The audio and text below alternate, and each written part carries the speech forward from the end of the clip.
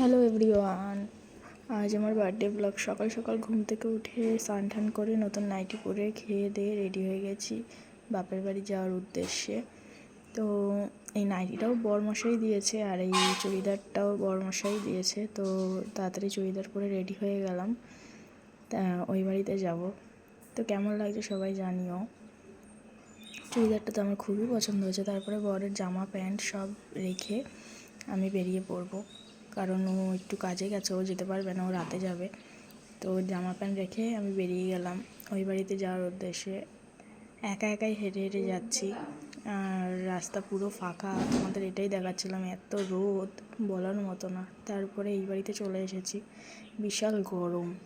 দুপুরে খাওয়া দাওয়া এই কটা মেনু ছিল না, ছিল মাংসও ছিল, পাঁপড় ছিল, আরও অনেক কিছু ছিল, ওইগুলো আর দেখানো হয়নি। তারপরে হট করে দেখি দুপুরবেলা বোনরা সাজাতে বসেছে, বিকেলবেলা দেখি সাজানো কমপ্লিট। আর বড়ও চলে এসেছিলো, বর গেছিলো কেক কিনতে আর মনাকে নিয়ে এসছে। যদি ভিডিওটা ভালো লাগে তাহলে লাইক শেয়ার কমেন্ট করে দিও।